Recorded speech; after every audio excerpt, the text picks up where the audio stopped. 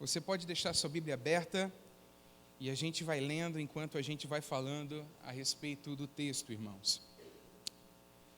Há 14 dias atrás, nós deixamos Moisés junto ao poço na terra de Midian, não é verdade? A gente descobriu que ele ganha um filho lá, tem um filho, mas aqui, 40 anos depois da chegada de Moisés na terra de Midian, ele já tem um segundo filho e ele está pastoreando os rebanhos do seu sogro Jetro, lá no deserto, na terra árida de Midian. Diz assim o versículo 1: E apacentava Moisés o rebanho de Jetro, seu sogro, sacerdote em Midian, e levou o rebanho atrás do deserto, e veio ao monte de Deus, a Horebe.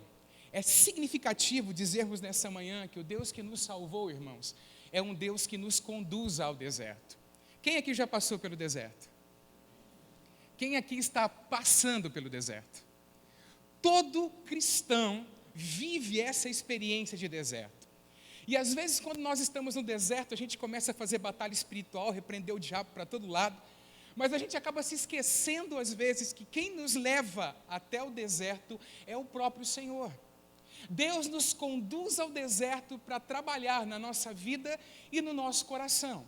Quer ver só? Vou te dar uma referência bíblica para isso. Abre por favor em Lucas, capítulo 4, versículo 1, a tua Bíblia, por favor.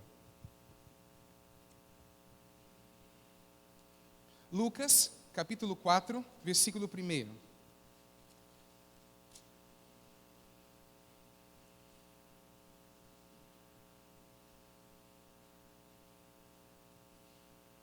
E é interessante que Jesus passou pelo deserto e às vezes nós não queremos passar pelo deserto, não é? Deus conduz o seu povo, presta atenção, depois que Deus liberta o povo do Egito, para onde Deus conduz o povo? Para o deserto.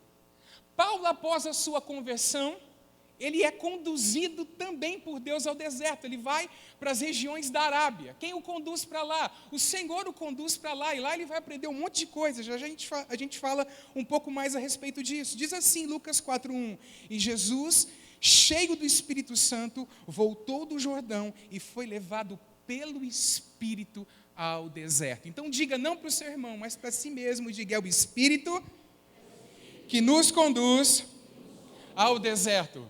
Mas o que o Deus da salvação quer fazer conosco no deserto, irmãos? Primeiro, Ele quer nos provar no deserto, Ele quer nos moldar no deserto e Ele quer nos treinar no deserto. Ou seja, o deserto então é o cadinho de Deus. Como assim? Já ouviu falar sobre cadinho? O local onde os metais são purificados, onde coloca-se muito calor no metal para que as impurezas saiam do metal. Deus faz isto conosco no deserto, e Deus fez isso com o seu povo também no deserto. A gente vai ver mais para frente esse ano à medida que a gente caminhar. Deus nos leva para lá, irmãos, para tirar aquilo que há do Egito dentro de nós, dos hábitos, dos costumes antigos, daquilo que nós adquirimos pela nossa vivência no mundo. Lá no deserto, o fogo do Senhor nos purifica e nos torna prata preciosa, ouro precioso para o Senhor. Mas o deserto também, queridos, é a casa de oleiro, porque no deserto o Senhor vai nos moldando. No deserto nós somos espremidos para cumprirmos aquilo que é o propósito do Senhor para a nossa vida, sermos semelhantes a Jesus Cristo.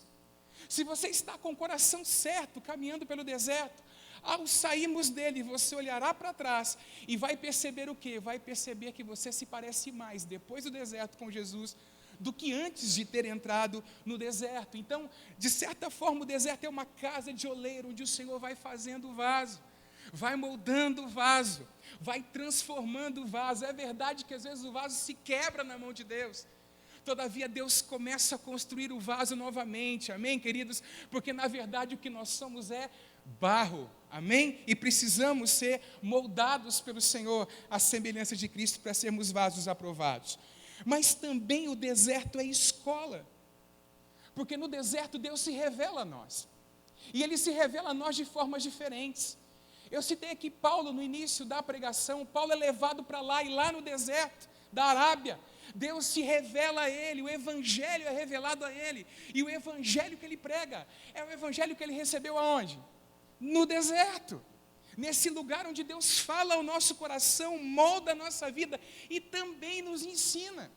Agora, queridos, falando sobre o tempo de deserto, quanto tempo dura o deserto? E aí é importante a gente entender que o tempo está nas mãos do Senhor. Porém, dependendo da nossa resposta, nós podemos passar mais tempo ou menos tempo no deserto. O projeto de Deus para o seu povo, ao levá-lo para o deserto, não era que o seu povo ficasse 38 anos ou 40 anos no deserto. Eles ficaram lá porque houveram situações, houveram provas que eles enfrentaram, nas quais eles foram reprovados. E por conta disso, eles acabaram ficando um tempo maior no deserto. Então, cuidado quando no deserto, no momento em que você está sendo provado, lembre-se disso, que a tua resposta é fundamental para que o tempo no deserto seja menor. Amém, queridos? Isso depende da nossa resposta aos tratamentos de Deus também. Agora, a pergunta que eu faço nessa manhã para você é: quanto tempo durou o deserto de Moisés? E às vezes o tempo também está ligado ao propósito pós-deserto. Moisés fica 40 anos naquela região. Irmãos, eu fiz um cálculo ontem. 14.600 dias na terra de Midian. Você se lembra, por exemplo, que nós dissemos aqui, há 14 dias atrás, que Moisés foi levado pelo Senhor para lá, porque Moisés tinha uma autoconfiança muito grande, e o Senhor começou a trabalhar dentro do coração dele. Você se lembra que nós dividimos a vida de Moisés em 3 etapas. Quais foram essas etapas? Aquelas etapas que Mude deu. Moisés passou 40 anos pensando que era alguém, 40 anos descobrindo que não era ninguém, e 40 anos entendendo o que Deus pode fazer com um ninguém. Moisés estava terminando esse outro período, tinha 80 anos de idade. Então Deus aparece para ele e se revela do meio da sarça. Vamos voltar de novo para Êxodo capítulo 3, por favor. Mova a sua Bíblia para lá. Versículo 2. Você encontrou? Fala amém, para que eu possa me situar. E apareceu-lhe o anjo do Senhor em uma chama de fogo do meio de uma sarça, e olhou. E eis que a sarça ardia no fogo, e a sarça não se consumia. E Moisés disse: agora me virarei para lá, e verei esta grande visão, por que a sarça se não queima? E vendo o Senhor que se virava para lá a ver, bradou a ele do meio da sarça e disse: Moisés, Moisés. E ele disse: eis-me aqui. E disse: não te chegues para cá, tira os teus sapatos de teus pais, porque o lugar em que tu estás é terra santa. Versículo 6. Disse mais: eu sou o Deus de teu pai, o Deus de Abraão, o Deus de Isaque e o Deus de Jacó. E Moisés encobriu o seu rosto, porque temeu olhar para Deus. Note, no deserto Deus se revela ao seu povo, e o Deus da salvação é um Deus que se revela. Deus deseja, irmãos, que nós o conheçamos, não apenas de ouvir falar, mas de termos experiências de relacionamento com Ele. Deus quer que nós conheçamos as suas verdades. Uma olhada, por exemplo, em 1 Timóteo, capítulo 2, versículo 4, diz que o Deus que deseja a salvação de todos os homens, também deseja que os homens cheguem ao pleno conhecimento da verdade. Deus quer ser encontrado por nós à medida que nós o buscamos, amém? E quando nós nos movemos por graça, buscar a Ele, Ele em sua graça se revela a nós. Por exemplo, eu não sei quantos perceberam que tem um erro no hino que nós cantamos, o terceiro hino que nós cantamos. Está escrito aqui: os que o temem manifestam o seu eterno amor. Mas na verdade é: aos que o temem manifesta o seu eterno amor. Em outras palavras, Deus é um Deus que à medida que nós nos relacionamos com Ele, e o nosso amor por Ele vai crescendo, porque o amor de Deus por nós não muda, mas o nosso amor por Ele vai crescendo, à medida que nós nos entregamos e nos relacionamos com Ele, Deus vai se revelando, se mostrando a nós. Deus se revela através de Sua palavra a nós. Deus se revela por meio do ministério do Espírito Santo. Lembra que uma vez o Senhor disse para os discípulos: olha, eu tenho muita coisa que dizer para vocês agora, mas ainda não é o tempo. Quando o Consolador vier, Ele revelará essas coisas a vocês. Então o Deus da salvação é um Deus que se revela a nós. E escute, Você que nasceu de novo, você não estaria salvo hoje aqui, adorando e louvando ao Senhor, se o Espírito não tivesse revelado Jesus Cristo a você. Amém? Mas uma vez que você já recebeu essa revelação inicial, você deve se mover buscando crescer na graça e no conhecimento do Senhor. Então o Deus da salvação é um Deus que nos leva ao deserto, o Deus da salvação é um Deus que se revela a nós, e o Deus da salvação é um Deus que conhece o seu povo. Versículo 7, vamos comigo aqui.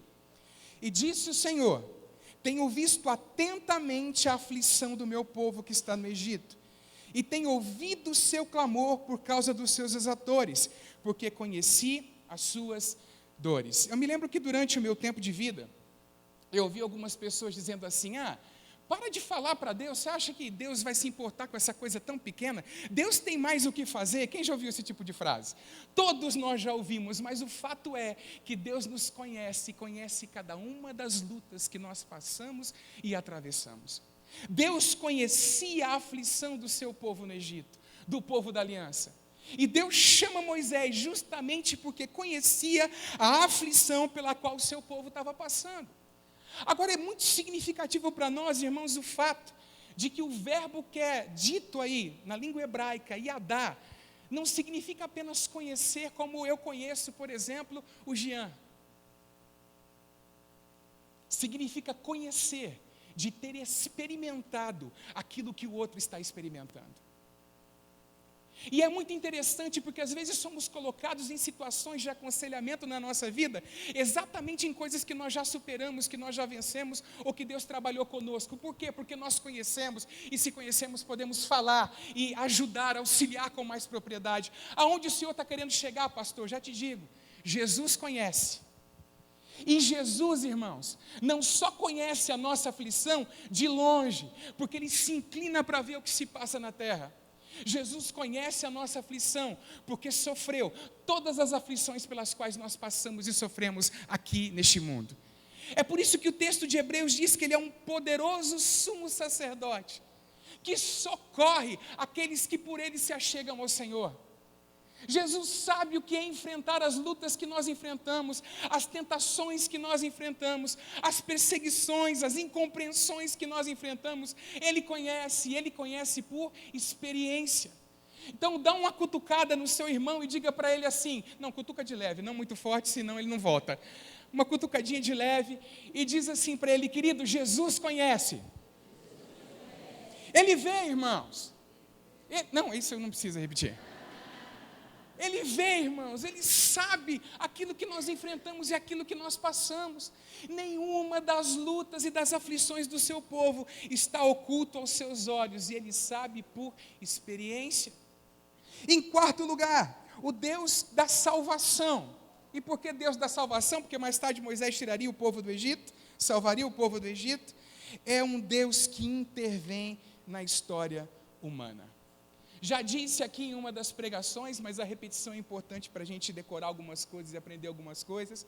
Existe, amados, uma corrente acerca da existência de Deus chamada deísmo. E o que o deísmo prega?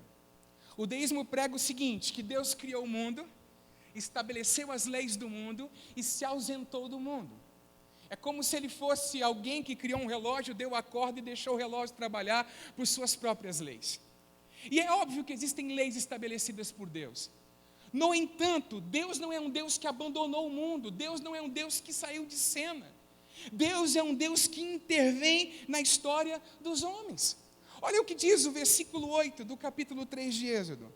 Portanto, ele disse que viu a aflição no versículo anterior, e no versículo 8 ele diz: portanto, desci para livrá-lo da mão dos egípcios, e para fazê-lo subir daquela terra, a uma terra boa e larga, a uma terra que mana leite e mel, ao lugar do cananeu, e do eteu, e do amorreu, e do perizeu, e do eveu, e do jebuseu.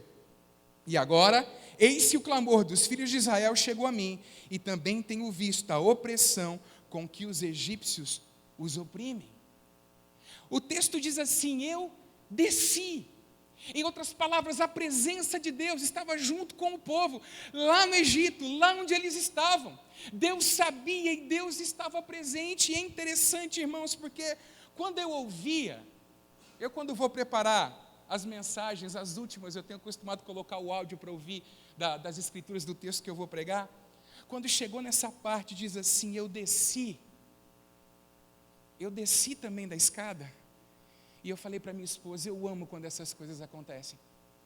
Porque quando eu desci, a única coisa que vinha na minha mente é o fato de que também Jesus Cristo desceu para interferir na nossa história. Encarnou, se fez homem, se fez carne, deixou a sua glória, peregrinou nessa terra durante 33 anos, para morrer uma morte que mudaria completamente a nossa existência. A presença de Deus esteve aqui, Ele desceu, Ele é Emanuel, Deus conosco, amém, queridos? O Deus, amados, da salvação, é um Deus que interfere na história, pelo bem do seu povo, e para a salvação dos homens, é isso que a gente lê aqui. O fato de Deus estar comissionando Moisés aqui no capítulo de número 3, é porque Ele interfere na vida dos homens, é porque Ele interfere na história humana. Agora, número 5, Deus da salvação é um Deus que comissiona pessoas. Diga, Deus chama pessoas. Então vamos lá, versículo de número 10, capítulo 3 de Êxodo. Vem agora, pois, e eu te enviarei a Faraó, para que tires o meu povo, os filhos de Israel, do Egito. Deus é um Deus que chama. E é importante a gente entender, irmãos, que algumas vezes, alguns problemas que incomodam o nosso coração e a nossa vida, Deus pode estar nos chamando para ser solução desses problemas.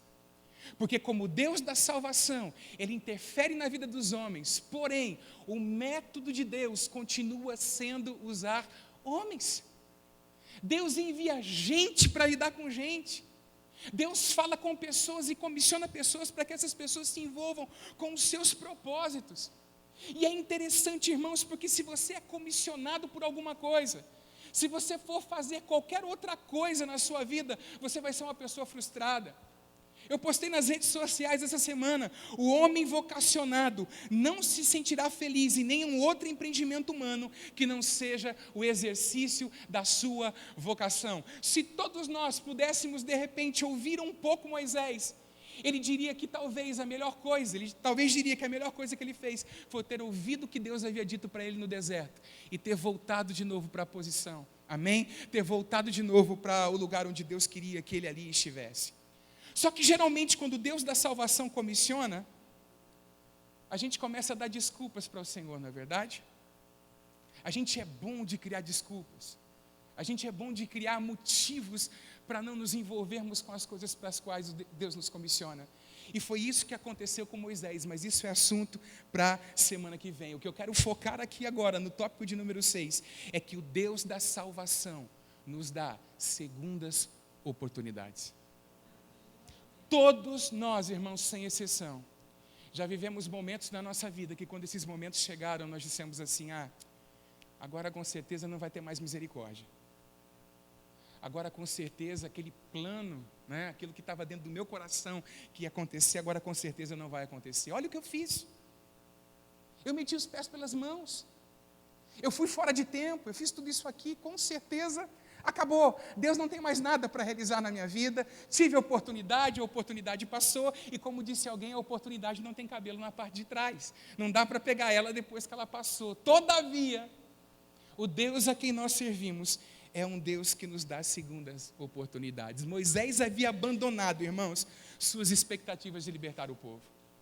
Você se lembra que há 14 dias atrás nós dissemos, aquele Moisés, no ápice da sua vida, 40 anos de idade, maduro, educado nas ciências egípcias, conhecedor das artes daquele tempo no que diziam respeito à guerra, um homem pronto, segundo o olhar do mundo, para tirar o povo de Israel do Egito. No entanto, mete os pés pelas mãos, é rejeitado, tem que sair fugido do Egito, debaixo de um outro decreto de morte.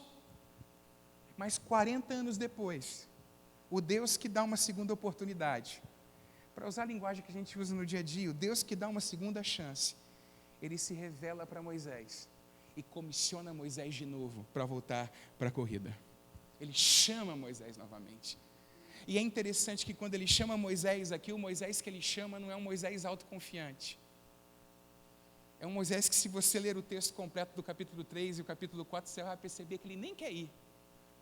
E geralmente é quando chega esse momento, quando as responsabilidades batem a nossa porta e nós dizemos assim, não, é demais para mim, é o momento que nós estamos prontos. Porque a obra de Deus é feita não na nossa capacidade, a obra de Deus é feita na capacidade de Deus. É o poder do Espírito Santo que transforma corações. É a ação do Espírito Santo, de Jesus, que edifica a igreja.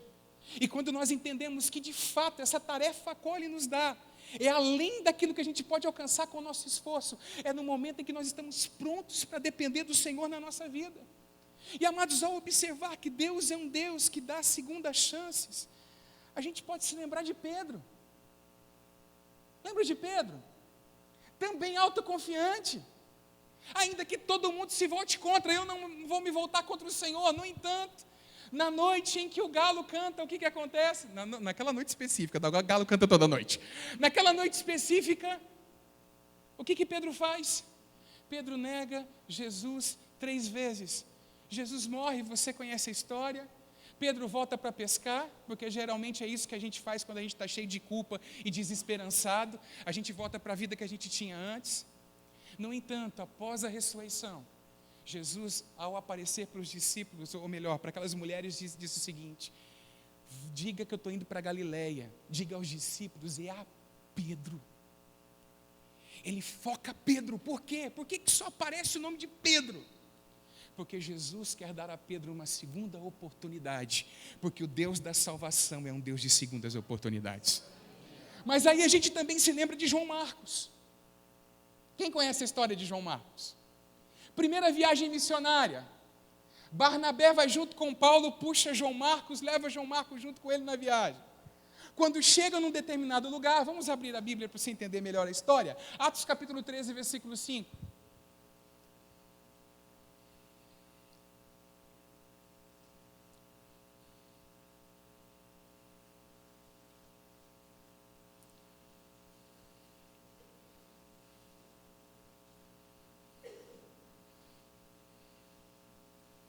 Ah, se não fossem as segundas e as terceiras oportunidades que o Senhor nos dá.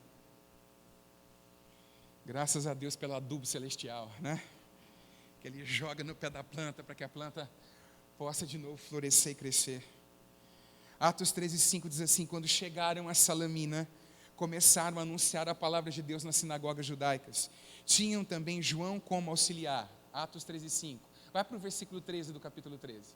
Diz assim: e navegando de Pafos, Paulo e seus companheiros viajaram a Perge da Panfilha. João, porém, deixando-os, voltou para Jerusalém. Alguns comentaristas dizem que essa região era uma região muito complicada, uma região onde as pessoas geralmente contraíam enfermidades por conta de mosquitos que haviam ali. João Marcos volta para trás, regressa para trás, e Paulo e Barnabé continuam seguindo sozinhos a viagem missionária. Pois bem, o tempo passa, momento da segunda viagem missionária. Paulo e Barnabé, vamos fazer a segunda viagem missionária. Pois bem, Barnabé diz, vamos chamar João Marcos. Paulo diz, não. João Marcos nos abandonou na primeira viagem.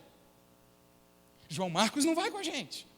Está aberto em Atos a tua Bíblia? Vai para o capítulo 15, versículo 37, por favor.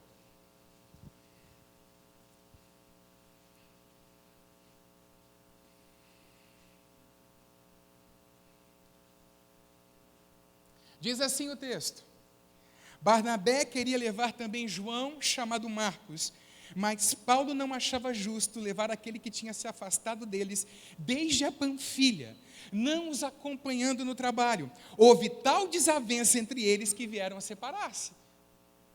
O garoto virou motivo de discussão entre o apóstolo Paulo e Barnabé, e Paulo disse, não vai na viagem. Barnabé, eu acho que tem que ir. Paulo, não vai. E de fato não foi, que a gente vai perceber que Silas, Lucas, depois acabam sendo companheiros de viagem do apóstolo Paulo. Mas é interessante notar, e você está falando, pastor, onde é que está a segunda oportunidade aqui? Calma.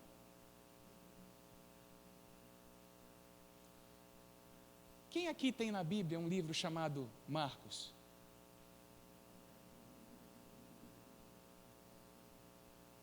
Quem você acha que escreveu esse livro?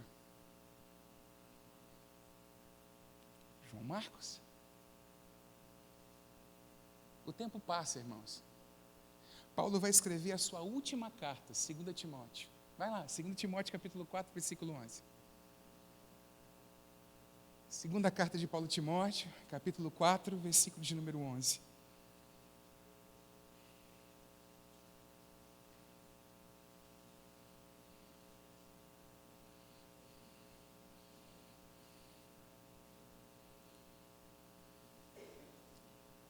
Aqui Paulo está preso.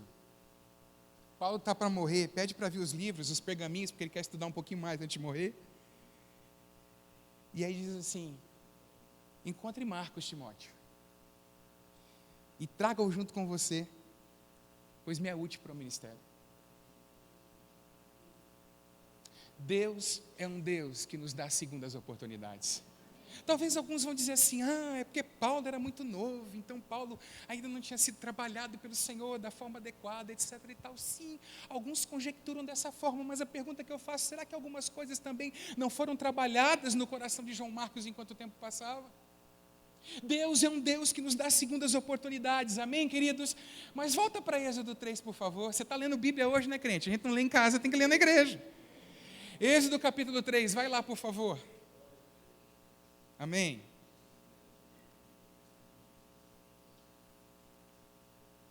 A gente já viu que o Deus da salvação é um Deus que nos leva ao deserto, e talvez você fale amém, mas é compreensível.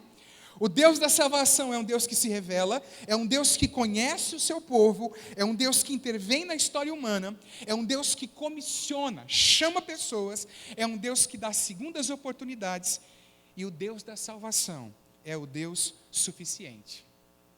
Por que eu vou dizer que Ele é o Deus suficiente? Vamos lá, versículo de número 13 e 14, versículos 13 e 14 de Êxodo capítulo 3.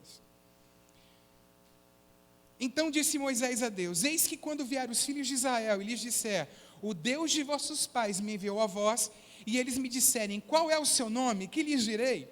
E disse Deus a Moisés: eu sou o que sou. Disse mais: assim dirás aos filhos de Israel: eu sou, me enviou a vós. Uma olhada no texto original da língua hebraica: eu sou o que sou, Erier, Asher, Erier. Erier, Asher, Erier. Significa não só eu sou o que sou, mas pode ser traduzido também: eu serei o que eu precisar ser. Em outras palavras, Deus está dizendo para esse Moisés tímido, esse Moisés que quer escapar do chamado e da comissão de Deus: Moisés, a minha presença vai com você, eu sou o que eu sou e eu vou ser o que você precisar que eu seja, o que for necessário que eu seja para tirar o meu povo do Egito, para libertar o meu povo do Egito. E é interessante, irmãos, que a partir desse momento nomes de Deus começarão a ser revelados. E é interessante também que isso era contrário àquilo que as nações pagãs faziam. As nações pagãs tinham lá um Deus para a agricultura, um Deus para isso, um Deus para aquilo, um Deus para aquilo outro. Todavia, Deus será tudo aquilo que Israel precisará que Ele seja. Não apenas um Deus que cuida de uma determinada área da vida, mas um Deus que cuida de todas as áreas da vida. Amém, queridos? E Deus vai começar a se revelar ao seu povo.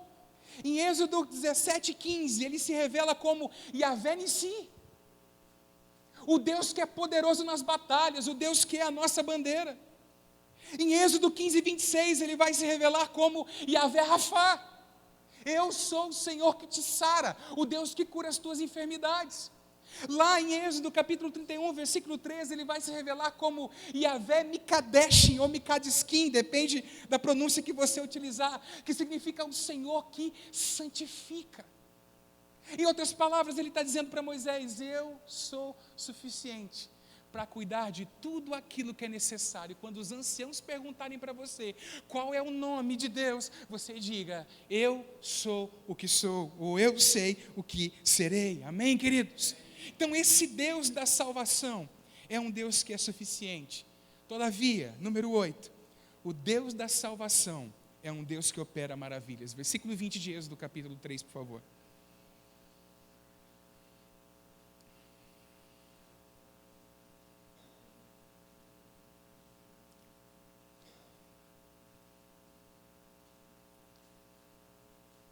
Êxodo capítulo 3, versículo 20. Porque eu estenderei a minha mão e ferirei ao Egito com todas as minhas maravilhas que farei no meio dele. Depois vos deixará ir. Ele vai dizer para Moisés: olha, você vai falar com o faraó vai endurecer o coração, e aí eu vou operar maravilhas no meio do Egito, e as maravilhas aqui são aqueles sinais que Deus deu, punindo os deuses egípcios, aquilo que a gente conhece como as pragas do Egito. Agora o que eu quero focar nessa manhã, irmãos, é que o nosso Deus é um Deus que ainda opera milagres. Nós não podemos nunca deixar, irmãos, que a vida, as coisas da vida, ou determinada literatura que a gente lê, coloque uma limitação no nosso Deus, porque Deus não é limitado. Em sua soberania, Ele pode operar milagres e Ele deseja operar sobre a vida do seu povo. Ele opera por sua livre vontade, mas Ele também opera pelo clamor do seu povo. Amém? Então, orar com expectativa no coração é algo que nós precisamos fazer continuamente, para que o Senhor cuide de cada uma das áreas da nossa vida, uma vez que Ele é o que é e será aquilo que nós precisarmos que Ele seja para nós. Amém, queridos? Então, Deus é um Deus que opera. Todo ceticismo precisa ser tirado da nossa vida. Às vezes é necessário a gente botar a mão no cabeção, irmãos, e para fazer um sai, né? É botar a mão e dizer: Senhor, eu rejeito todo espírito de ceticismo, todo espírito de incredulidade. Porque aonde o meu braço não alcança, irmãos, o braço de Deus alcança. Ele não está limitado, o seu braço não encolheu. Hebreus 13:8 diz que Ele é o mesmo ontem, hoje e o será para sempre, amém? Aquele Jesus que operava milagres lá pelas ruas de Judá, de Israel, da Galileia, Ele continua operando milagres hoje. Ele anda no meio do seu povo, amém? Ele anda no meio dos castiçais, para usar a linguagem do livro de Apocalipse. 9 e último. O Deus da salvação é um Deus que nos favorece.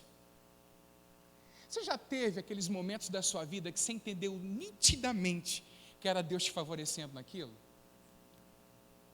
Alguns colocam com coisas simples, como uma vaga de estacionamento.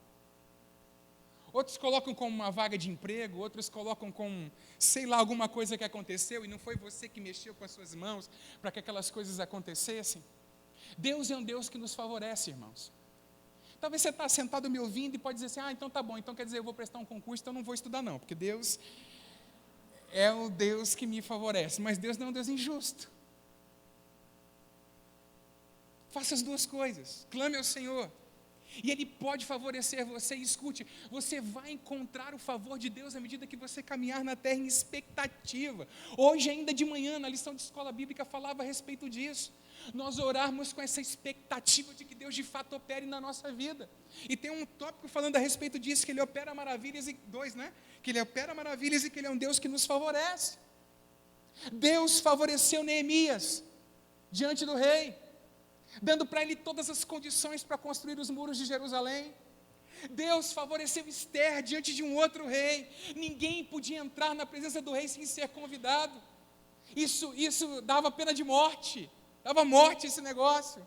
No entanto, ela entra e o rei estende o cetro para ela. E queridos, escute aqui, por causa de Jesus Cristo, toda vez que você entra na presença do Pai Celestial, o Pai Celestial estende o cetro para você, para abençoar você, para te favorecer, porque o trono diante do qual você chega é um trono de graça.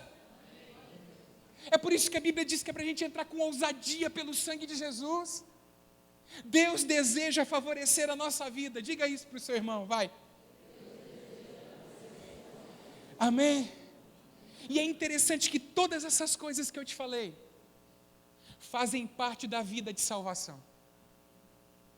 Porque o título da mensagem é o Deus da salvação. Sim, porque esse Deus de salvação nos salvou. Mas existe uma vida que é a vida de salvação. No momento que você creu, você foi salvo. O Espírito Santo veio habitar dentro de você, o milagre do novo nascimento aconteceu. Todavia a obra de salvação continua a ser operada na nossa vida continuamente. Deus deseja o nosso crescimento, Deus quer que nós vivamos a vida de salvação, e todas essas coisas estão inseridas na vida de salvação. E é interessante que uma vez que Deus tenha te pegado, irmãos, no novo nascimento, Ele não te solta até o momento em que Ele cumpra na tua vida o que Ele quer cumprir na tua vida. E eu encerro essa manhã, porque o horário já vai indo, lendo com você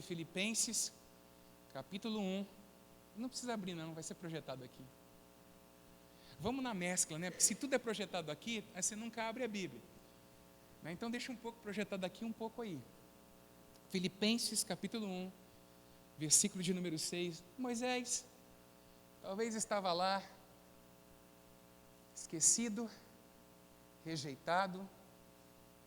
A experiência que ele viveu torceu coisas dentro dele, tanto que a gente consegue ver no capítulo 2 um Moisés confiante, a gente consegue ver no capítulo 3 um Moisés com problema de inferioridade.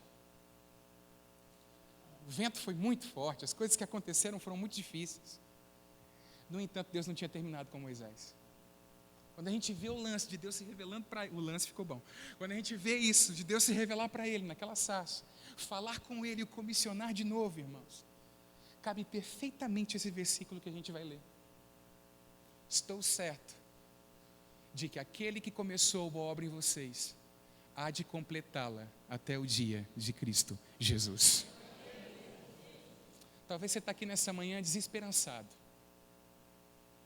Talvez os sofrimentos e as coisas que você teve que passar foram tão difíceis que torceram também coisas dentro de você, como aqueles ventos que passam e torcem o galho das árvores. Todavia, o Deus da salvação é um Deus que não terminou com você ainda. E nessa manhã Ele deseja que o teu coração se encha de esperança, porque Ele começou a fazer algo com você, não sei, talvez há 5 anos, talvez há 10 anos atrás, talvez há 20 anos atrás. E a palavra dele para nós é que Ele vai completar. Até o dia, irmãos, em que esse céu se abrir e nós nos encontrarmos com Ele para viver com Ele na eternidade. Fica de pé em nome de Jesus, querido.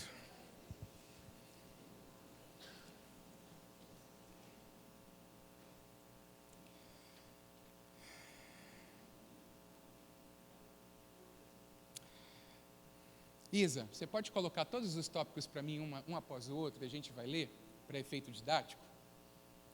Uma das funções do pastor é ensinar, né? Aliás, quando a gente vê a lista lá para escolha de presbíteros na igreja, de pastores na igreja, tudo diz respeito a caráter, exceto a questão do ensino, né, que aparece lá, que é uma habilidade que pode ser aprendida. Tem como, Isa? Se não tiver, eu leio aqui. Então pode pôr, filha. Ela está tentando, certeza. Vamos lá. Vamos ler juntos? O Deus da salvação. 2. O Deus da salvação é um Deus que se revela. 3. O Deus da salvação conhece seu povo. 4. O Deus da salvação intervém na história humana. 5. O Deus da salvação comissiona pessoas. 6. O Deus da salvação nos dá segundas oportunidades. 7.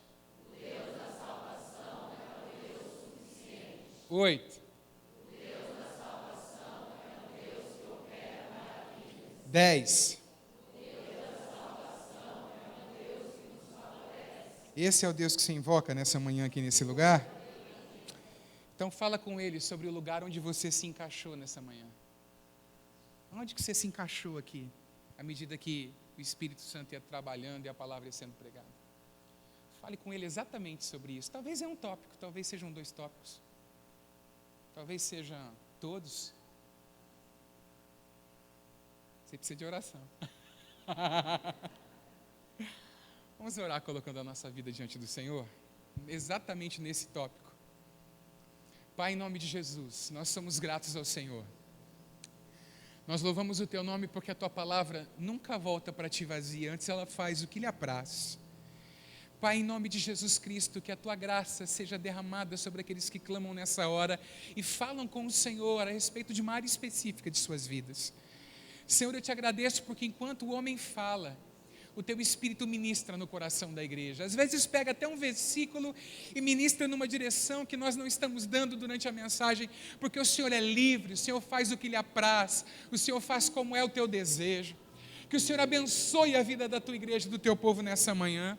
Que o Senhor liberte vidas, que o Senhor fortaleça corações. Que no nome de Jesus Cristo, Pai amado, pessoas possam voltar para a corrida hoje aqui. Que pessoas que estão passando pelo deserto tenham a partir de hoje um novo posicionamento. Obrigado porque Tu conheces as nossas aflições. E Jesus, o Senhor as conhece por tê-las experimentado. Por isso o Senhor é poderoso para socorrer o Teu povo, para socorrer a Tua igreja. Seja a Tua bênção, a edificação que vem do Senhor sobre o Teu povo. Oramos gratos ao Senhor, Deus da nossa salvação. Em nome de Jesus Cristo, para a glória do Teu nome. Amém e amém, Senhor Jesus.